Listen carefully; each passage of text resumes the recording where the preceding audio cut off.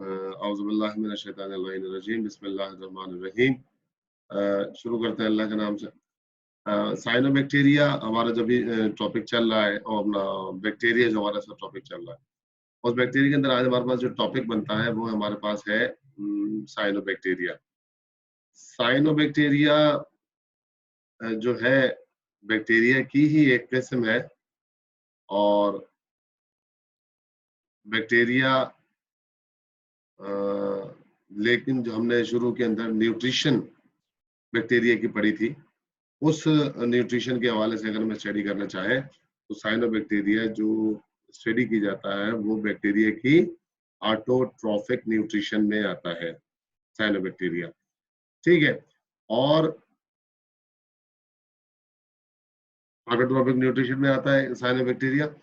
इसके कुछ हम कैरेक्टरिस्टिक्स भी देखते हैं, कुछ हम इसके बारे में स्टडीज भी करते हैं कि साइनोबैक्टीरिया होता क्या है। बैक्टीरिया की जैसे हमने कहा कि हेटरोट्रॉफ एंड ऑटोट्रॉफ दो न्यूट्रिशन है और ऑटोट्रॉफ की भी दो न्यूट्रिशन थी जिसके अंदर था कीमोसिंथेटिक एंड फोटोसिंथेटिक।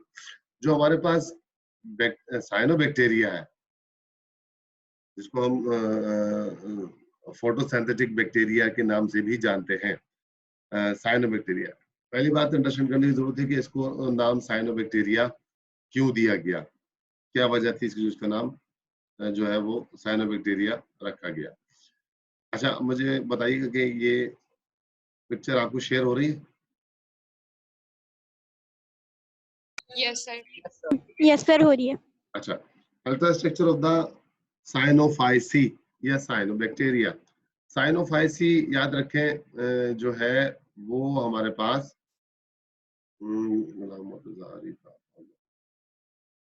साइनोफाइसी हमारे पास जो एक अलगा की सुनिएगा जरा गौर से। जब हम फाइलम प्रोटोक्टिस्टा पढ़ते हैं तो जिसके अंदर जब प्लांट लाइक स्ट्रक्चर पढ़ते हैं अलगा का, उसकी एक कैटेगरी है साइनोफाइसी, यानी कि अलगा CEAE लिखे ना, साइनोफाइसियन। ये जो साइनोफाइसी है ये हमारे पास अलगा की एक क्लास है पूरी बहुत बड़ी। तो भाई अलगा की क्लास को हम इसमें स्टडी क्यों कर रहे हैं जनाब? अलगा की हम इस क्लास को इसमें स्टडी इसलिए कर रहे हैं क्योंकि देखिए हमने एक चीज पढ़ते हैं लाइकन्स, LICHEN, लाइकन्स। लाइकन्स एक एसोसिएशन है किसकी? अलगा और फंजाई दोनों की। ठीक है, अलगा और फंजाई की जो लाइकन्स है वो एसोसिएशन है, दोनों साथ मिलकर रहते हैं, जब हम कहते हैं सिम्बायोटिक एसोसिएशन ऑफ फंजाई, तो वहां फंजाई और वो उसके साथ मिलकर रहते हैं। इसी तरीके से कुछ बैक्टीरिया है जो पानी के अंदर अलगा के साथ मिलकर रहते थे। जब वो काफी अरसे तक पानी में अलगा के साथ मिलकर रहे तो बैक्टीरिया ने अलगा से दो कैरेक्टर अडॉप्ट कर लिए। जैसे साथ रहने से एक दूसरे पर असर पड़ता है, तो बैक्टीरिया ने अलगा से दो कैरेक्टर अडॉप्ट किए। इसमें एक कैरेक्टर तो उसने अडॉप्ट किया, कौन सा?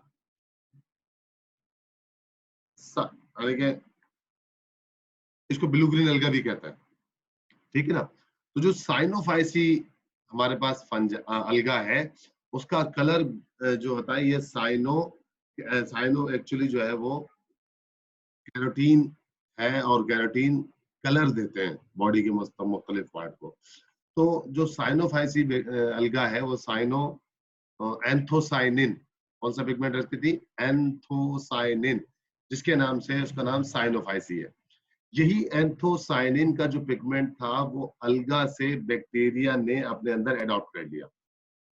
जब उसने ये एंथोसाइनिन का पिगमेंट अपने अंदर अडॉप्ट किया तो ये जो कलर देता था, इस कौन सा ब्लू सा कलर देता था, तो वो कलर अलगा से किस में ट्रांसफर हो गया?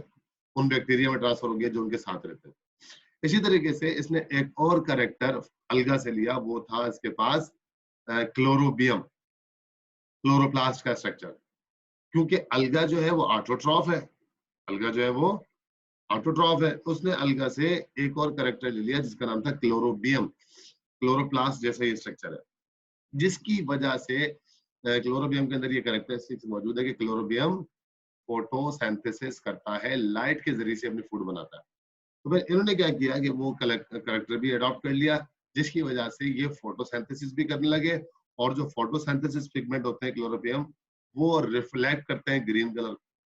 इस तरह एंथोसाइनिन ने ब्लू कलर शेड दिया और क्लोरोफिल ने, ये क्लोरोबियम ने ग्रीन कलर का शेड दिया, तो फिर ये also they are also known as the blue green algae. तो क्या कहलाने लगे ये? ब्लू ग्रीन अलगा।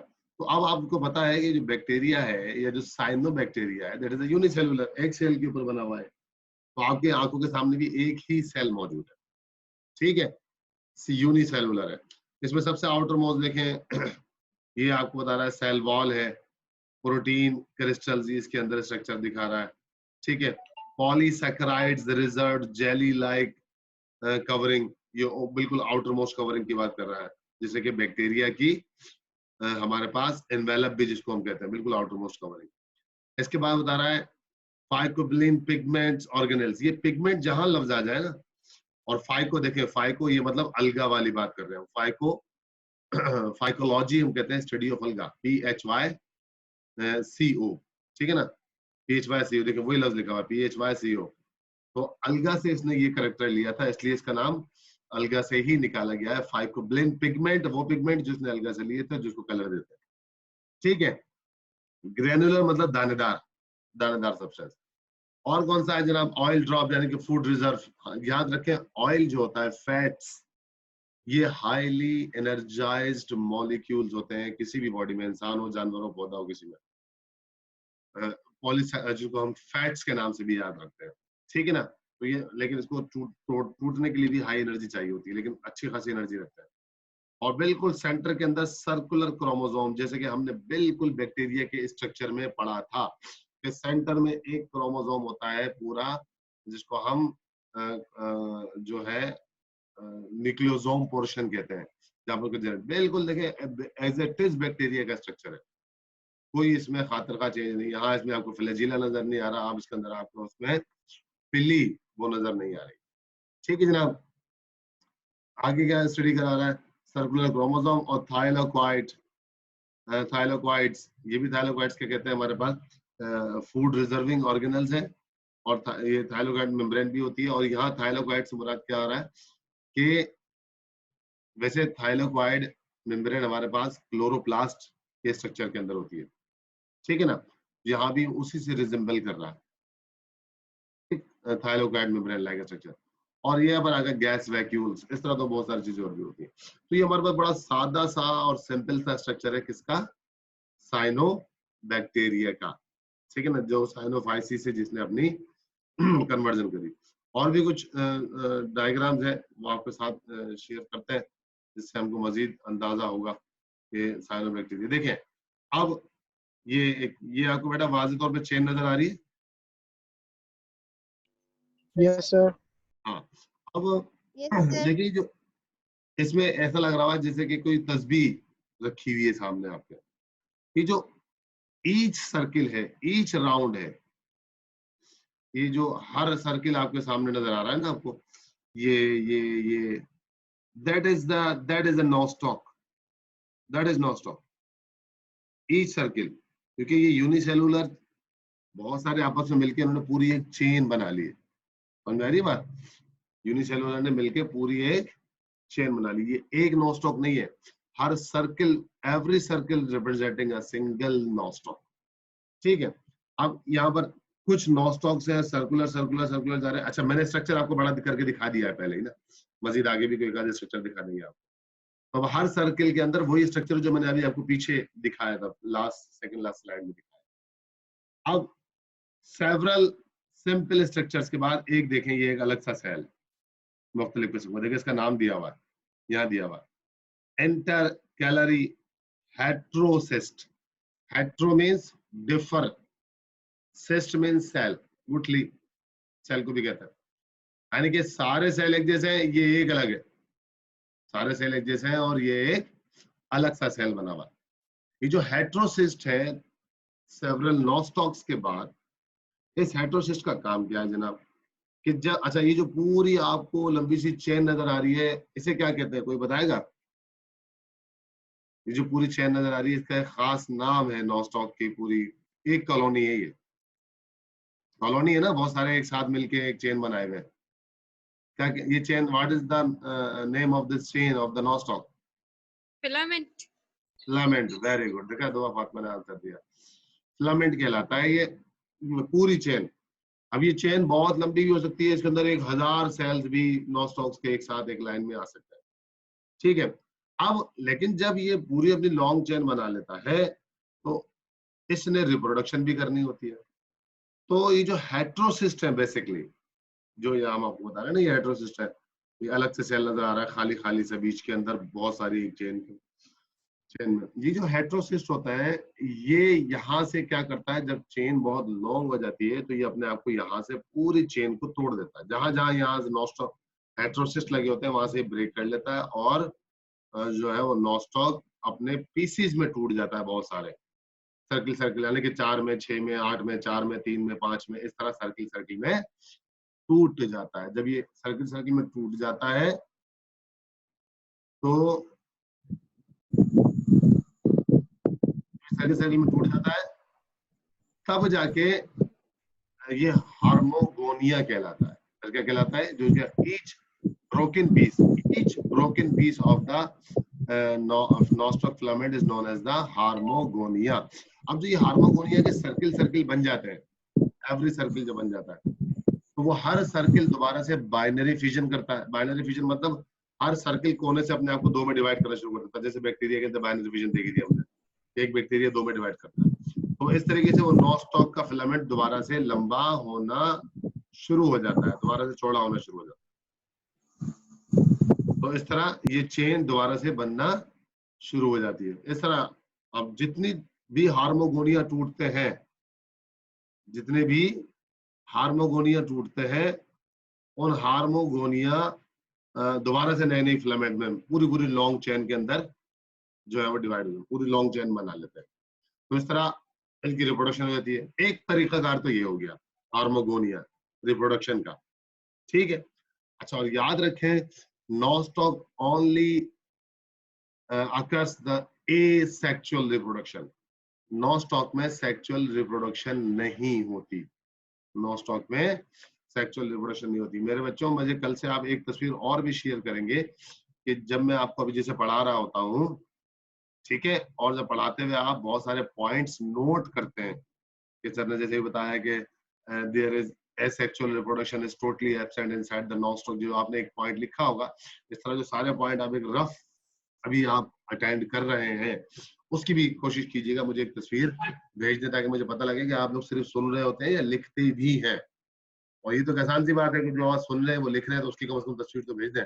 माशाल्लाह बच्चियां तो बाद में बहुत इंपॉर्टेंट और कलरिंग काम करके और उसको मॉडल्स बना के और बेहतरीन तरीके से पढ़ के समझ के समझा रही हैं, हम सबको समझा रही है माशाल्लाह से, ठीक है ना। एक दो लड़की भी है माशाल्लाह, वो काम कर रहे हैं, अल्लाह सबको तौफीक में इजाफा करे। अच्छा, अब हम क्या बात करना चाह रहे हैं, दूसरा मेथड रिप्रोडक्शन का। एक मेथड क्या हो गया, हार्मोगोनिया। दूसरा मेथड हम ये स्टडी कर रहे हैं, देखें ये लिखा हुआ लफ्ज AKINETES, अकाइनेट्स। क्या लफ्ज लिखा हुआ है, अकाइनेट्स। देखिए हार्मोगोनिया जो भी इससे पहले हमने पढ़ा वो एक नॉर्मल कंडीशन है। नॉर्मल कंडीशन मतलब पानी बेहतरीन है, लाइट बेहतरीन है, सूरज बेहतरीन, टेम्परेचर बेहतरीन मिल रहा है, हर चीज बहुत बेस्ट कंडीशन के अंदर अवेलेबल है। तो उससे क्या हो रहा है कि पौधे को जबरदस्त किस्म से और उसको नॉस्टॉक को सब कुछ बेहतर मिल रहा है, वो अपनी रिप्रोडक्शन कर रहा है। लेकिन अकाइनेट्स जो है ये इसकी थोड़ी सी हैजर्डस कंडीशन में होती है, यानी कि जब वाटर शॉर्टेज हो, सनलाइट की शॉर्टेज हो, यानी कि कोई ना कोई हैजर्डस कंडीशन हो, पानी की कमी हो, स्कैरसिटी ऑफ द वाटर हो, तो अकाइनेट्स क्या करते हैं जनाब, आप देखिए गौर से देखिए कि इस अकाइनेट्स के अंदर आपको बहुत सारे internal spores like dot dot dot dot नजर आ रहे हैं, ठीक है। जबकि दूसरों के अंदर जो नॉर्मल सेल्स है, जिसमें लिखा हुआ देखें VEGETATIV, vegetative cell. Vegetative cell कौन से होते हैं, जो जस्ट ग्रोथ कराते हैं, जो बढ़ते हैं, जिनका रिप्रोडक्शन में कोई काम नहीं होता। हाँ, अनटिल अनलेस जब ये हार्मोगोनिया ना बन जाए, फिलामेंट के अंदर रिप्रोडक्शन हरगिज भी इनका काम नहीं है, ठीक है। लेकिन जब फिलामेंट बन के टूटता है, जब हार्मोगोनिया बनते हैं, तब की बात है कि जब ये बाइनरी फिजन करेंगे, उससे पहले ही बाइनरी फिजन भी नहीं करेंगे, ठीक है बेटा। और दूसरी कंडीशन क्या है हार्मोगोनिया के हवाले से, इसकी हाइड्रोसिस्ट, और दूसरा अकाइनेट्स। अकाइनेट स्पोर क्या करता है जनाब, अकाइनेट स्पोर क्या काम करता है कि जब हैजर्डस कंडीशन होती है तो ये 2 या 3 या 4 सेल मिलके एक सेल बना लेते हैं और अपनी पूरी न्यूट्रिशन सिर्फ और सिर्फ किसमें इस्तेमाल करते हैं ताकि इंटरनली स्पोर्स बना सके। क्या बना सके? इंटरनल स्पोर्स बना सके, जिसका नाम ही अकाइनेट स्पोर है। आपकी बुक की चैप्टर के अंदर ये आखिरी पेजेस के अंदर साइनोबैक्टीरिया में बड़े वाजे तौर पे सारी बातें लिखी हुई है, ठीक है ना। इसके अंदर लिखा हुआ पहले नॉस्टॉक, नॉस्टॉक के फीचर्स, नॉस्टॉक की कॉलोनी, फिलामेंट्स, ठीक है, सीनोबियम भी बताएंगे हम आपको भी क्या होता है, और इसकी रिप्रोडक्शन, फिर इसके बाद में इसकी इंपॉर्टेंस। इन तमाम चीजों पर हम गुफ्तगू कर रहे हैं आहिस्ता आहिस्ता। बेटा ये ना लिखे, इसमें ना बनाए, कौन बना रहा है? हु इज दैट बेटा?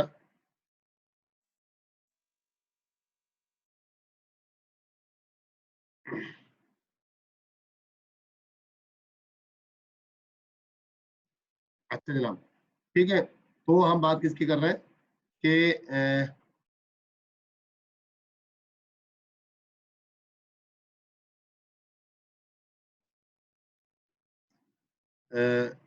क्या स्टडी करना चाह रहे हैं हम कि इस वक्त नॉस्टॉक के अंदर एसेक्सुअल रिप्रोडक्शन की बात आ रही है। ये जब एसेक्सुअल रिप्रोडक्शन हमारे पास आ रही है नॉस्टॉक की, इसके अंदर जो है वो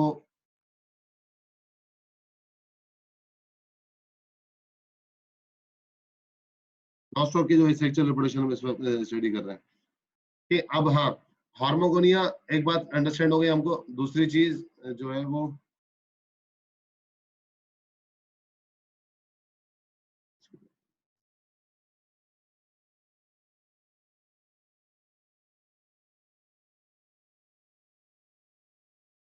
एक मिनट रुकिएगा बेटा जरा सारा।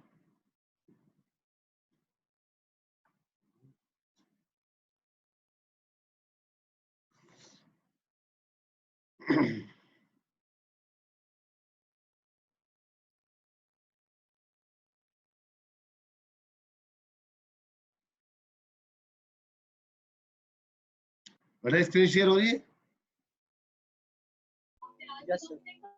Yes sir. अच्छा, यस सर। हम यहाँ बिल्कुल वाजे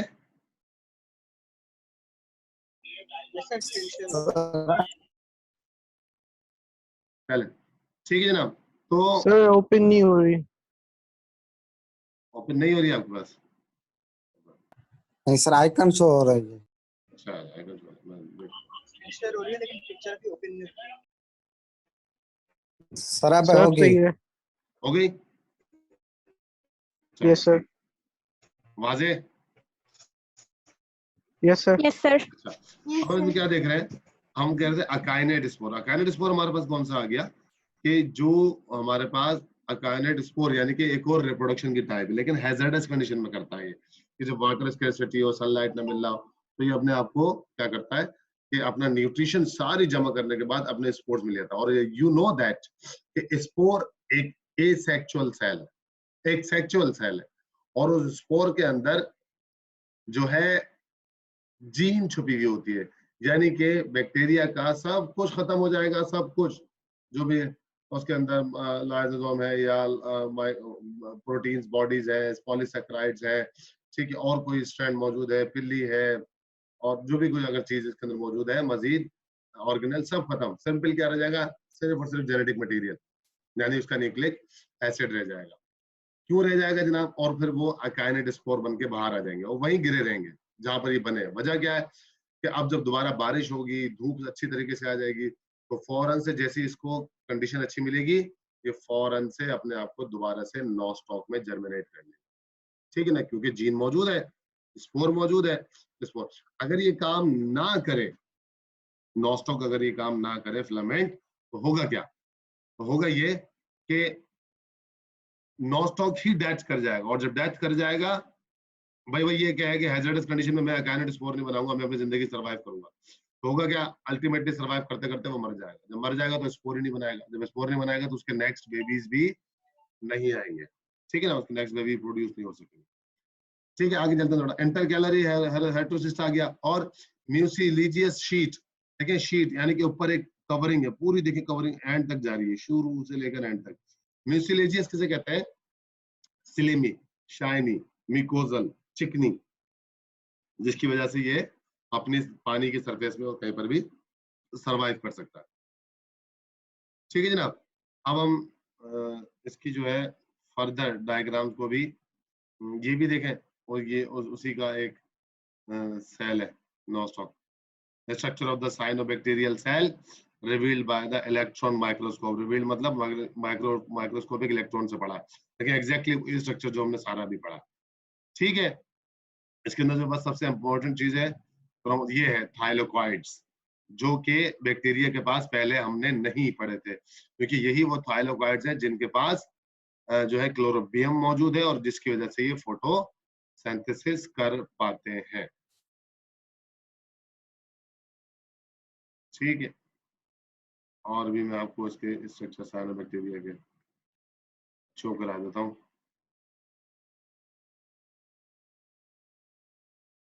ठीक है, यहाँ तक बात बेटा समझ में आई साइनोबैक्टीरिया की? Yes sir. इसके अंदर एक यस सर। डायग्राम थी वो मैं देखूं, जिसके अंदर मैंने सिनोबियम यानी कि इसका नोस्टॉक का सिनोबियम भी फाइंड आउट किया था।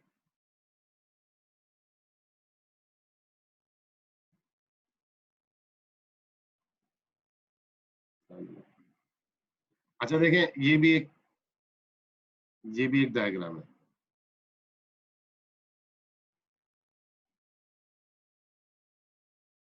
ये आपको शेयर हो रही है पूरी या नहीं हो रही? मैं दोबारा कर देता हूँ, अब होगी। यस सर, हो गई। जी सर, आ गई। अब इसको जरा और से देखो, ये बिल्कुल आपके पास वही स्ट्रक्चर है जो हमने पहले दिन बैक्टीरिया का पढ़ा था, ऐसा है नहीं है? अब आप इसके अंदर डिफरेंसेस देखें कौन कौन से हैं। ठीक है ना, अब इसके अंदर हमको जो वाज़ेह डिफरेंस नजर आ रहा है सिर्फ ये रहा, थाइलोकॉइड, जिसके अंदर फाइकोबिलियंस और थाइलोकॉइड मेम्ब्रेन, जो कि इसका क्लोरोबियम का स्ट्रक्चर है और जो कि यहीं से फोटोसिंथेसिस या फिर ऑटोट्रॉफ के फोटोसिंथेसिस करता है लाइट के जरिए से। ठीक है, बाकी सब चीजें वही है, cell wall, peptidoglycan layer, outer membrane, slime coat, capsule, म्यूकोजॉइड शीट, और वो ये आपका न्यूक्लिक एसिड, न्यूक्लियोइड्स, ये रहा पूरा डीएनए स्ट्रक्चर, पूरा राइबोसोम ब्लू जो रखे हुए हैं, और कार्बोजाइलोन। ठीक है, ये सारे जो है वो स्ट्रक्चर मौजूद है हमारे पास। देखिए कितना वाज़ेह तौर पे स्ट्रक्चर आपको साइनोबैक्टीरिया का नजर आ रहा है। ठीक है, इसी के अंदर इसकी हमने जो है स्ट्रक्चर वो भी अंडरस्टैंड किया। ये बिल्कुल अब वैसे स्ट्रक्चर है जैसा हमने पहले देखा था, और अब सिर्फ फर्क के नजर में जबरदस्त थाइलोकॉइड मेम्ब्रेन का इसके अंदर हमको फर्क नजर आ रहा है। ठीक है, एक और इसकी जो डायग्राम थी जिसके अंदर, अच्छा अगर माइक्रोस्कोप में देखते हैं तो हमको ये ऐसा नजर आता है। आप में से किसी ने माइक्रोस्कोप में देखा है आज तक इसको? मेरा ख्याल है फर्स्ट ईयर प्री मेडिकल के बच्चों को, जो डिग्री कॉलेज के थे, उनको तो मैंने एक्सपेरिमेंट कराया था। सर मैं बाकी देखे थे, शायद ये वाला नहीं देखा था। बैक्टीरिया तो सबसे पहले दिखाने वाली बात होती है।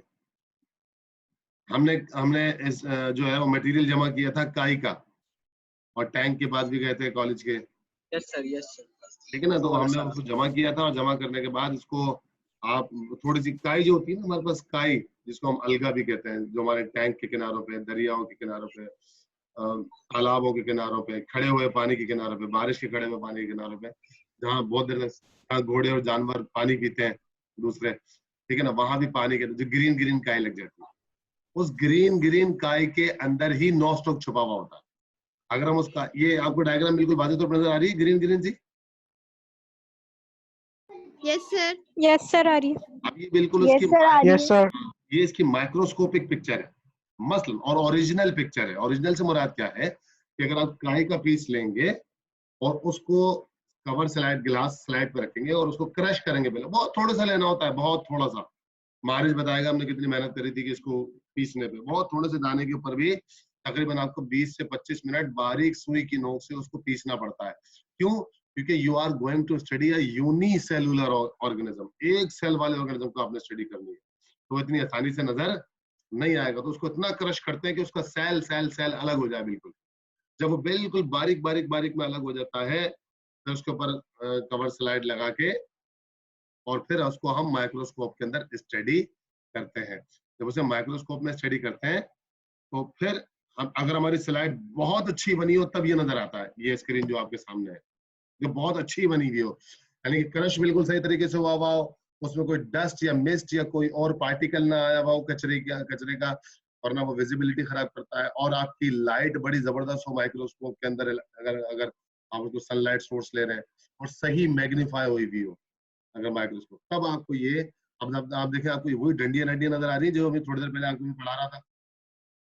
ऐसे ही बिल्कुल जो आप ब्लैक लाइन में पूरी दिखा रहा था आपको, अब उसको और इसको कंसीडर करें, ठीक है ना। उसको हमने एक डायग्राम बना के अंदर से आपको सारा स्ट्रक्चर दिखाया था।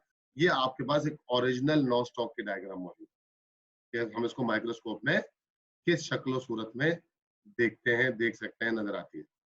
ठीक हो गई बात। ये हमारे पास नो स्टॉक, ये भी डायग्राम हो गई एक, ठीक है। और भी मैं आपको एक और डायग्राम शेयर करना चाह रहा हूँ, वो मुझे खरीद थी जो, देखें ये अगर आप यूनिट एक सेल को अगर आप माइक्रोस्कोप में देखना चाहते हैं तो वो कुछ इस तरीके से नजर आएगा आपको। ये देखें, नजर आए? Yes, sir. एक सेल को अलग देखेंगे, that is a unicellular cyanobacteria. इसको नॉस्टॉक कह लेंगे आप, साइनोबैक्टीरिया, क्योंकि बहुत सारी कैटेगरीज है साइनोबैक्टीरिया की। तो नॉस्टॉक उस बैक्टीरिया, उस साइनोबैक्टीरिया का एक मेंबर है, क्योंकि वेरी वेल कॉमन मेंबर है, बहुत ज्यादा पाया जाता है, इसलिए उसी के नाम उसी को पढ़ाया जाता है। तो अब इस तरीके से जब ये आपस में मिलेंगे तो एक लंबी सी चेन बनाना शुरू कर देंगे, वो चेन होती है जिसको हम फिलामेंट कहते हैं, ठीक है जनाब। तो ये कुछ डायग्राम जिससे आपको समझाया जा सके कि नॉन स्टॉक का एक और भी, अच्छा ये तो फिलामेंट किसे कहते हैं? A single colony. फिलामेंट किसे कहते हैं? A single colony. लेकिन जब बहुत सारे फिलामेंट्स आपस में घुल मिल जाते हैं एक साथ, ठीक है ना, एक ही जगह पर वो गुच्छा बना लेते हैं, तो वो क्या कहलाता है जनाब, कोई बताएगा? वो एक स्ट्रक्चर बना लेते हैं। Coenobium sir, coenobium. Very good Gautam साहब, जबरदस्त। वो सिनोबियम कहलाता है। सिनोबियम मतलब, वो मैंने डायग्राम ली तो थी, अच्छा मैं देखता हूँ शायद मेरी नेट के ऊपर, नेट के ऊपर देखता हूँ शायद, क्योंकि मेरा नेट खुला हुआ भी था, ठीक है। ये रीत,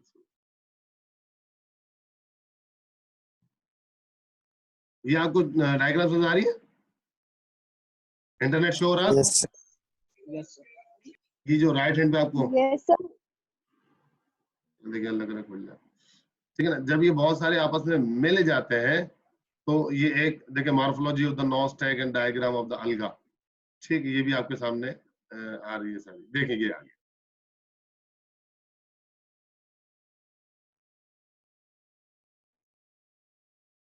देखिए दो चीजें नजर आ रही है आपको वाजे तौर पे? Yes, sir. अब देखें ये बहुत सारी चेन्स आपस में मिली हुई हैं, ए में भी देखें और बी में भी देखें, ठीक है। ये ए के अंदर आपको दिखा रहा है कि बहुत सारे चेन्स है, और हेट्रोसिस्ट भी आपको नजर आ रहा है, और देखें दिखा भी रहा है हेट्रोसिस्ट और म्यूसिलेजियस मेम्ब्रेन, सारी चीजें दिखा रहा है। और ये जो इतना सारा गुच्छा बना हुआ है, that is the bunch is the known as the coenobium. ये बंच क्या कहलाता है? ये बंच सिनोबियम कहलाता है, ठीक है बात।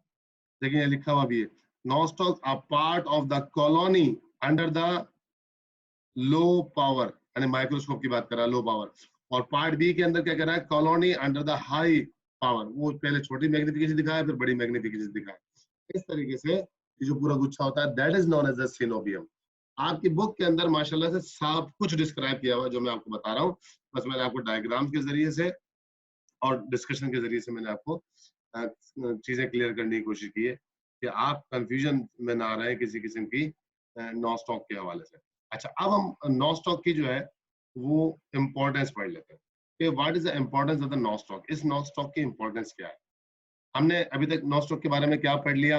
हमने नॉस्टॉक के बारे में पढ़ लिया कि जनाब इसका स्ट्रक्चर कैसा है, इसके कैरेक्टरिस्टिक्स क्या है, इसकी मॉर्फोलॉजी के हवाले से पढ़ लिया, इसके अंदर और बैक्टीरिया में और साइनोबैक्टीरिया के अंदर स्ट्रक्चरल डिफरेंसेस क्या है जो थाइलोक्वाइड का हमको मिल गया, ठीक है। हमने इसकी कॉलोनी का स्ट्रक्चर को देख लिया, हमने इसकी रिप्रोडक्शंस को हमने स्टडी कर लिया। कि हार्मोगोनिया और अकाइनेट्स, इसके दो मेथड्स हैं, ठीक है ना। आप नेट के ऊपर भी हार्मोगोनिया लिख के और अकाइनेट्स लिख के करेंगे तो आपको मजीद अच्छी और बेहतर डायग्राम मिल जाएगी। मैं दिखा देता अभी आपको, लेकिन आखिरी के 4-5 मिनट रह गए, तो मुझे आपको उसकी इंपॉर्टेंस बतानी है कि importance of the cyanobacteria. Cyanobacteria की इंपॉर्टेंस जनाब कहते हैं कि that is the first coloniser on the earth.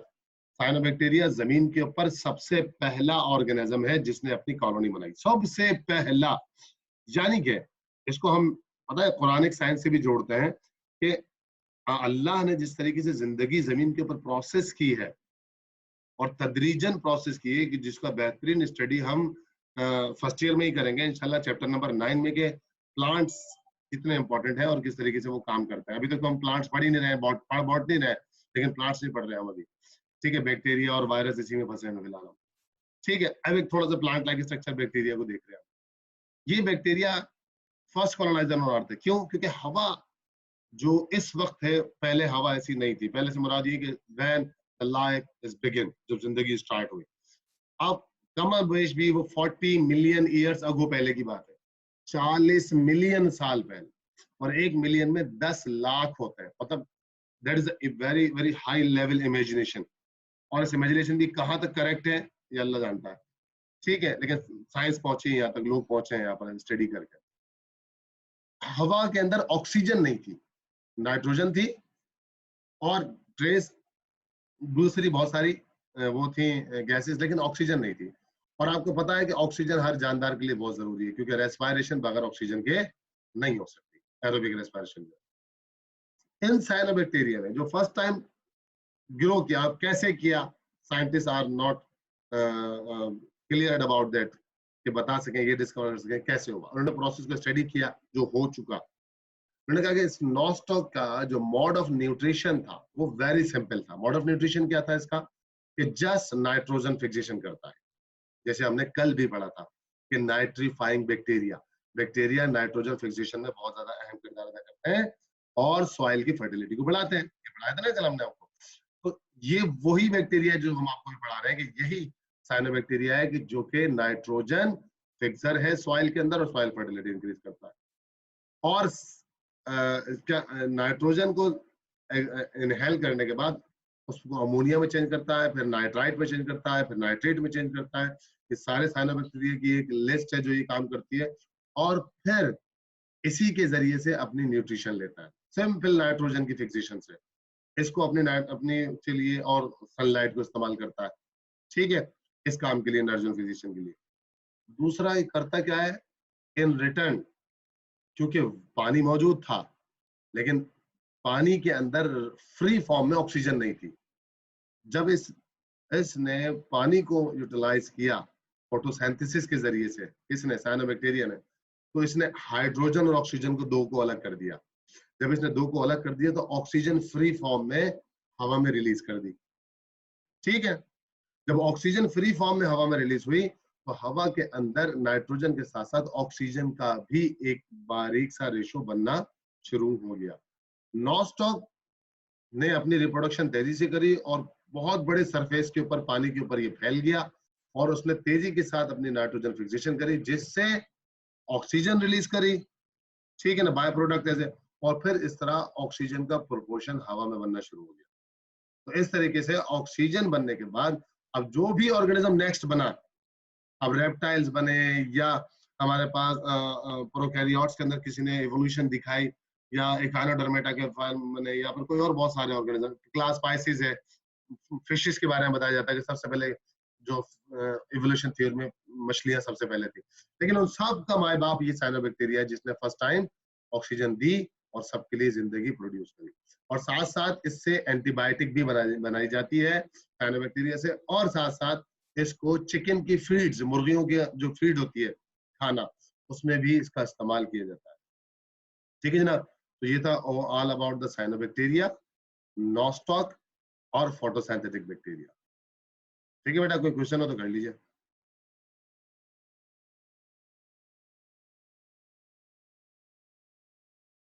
जी बेटा, क्वेश्चन करना है। सर ट्राइकोम और फिलामेंट एक ही बात है ना? Trichome, filament also known as trichome, filament को ट्राइकॉम भी कहता है। जो इसकी सिंगल कॉलोनी होती है ना, that is also known as a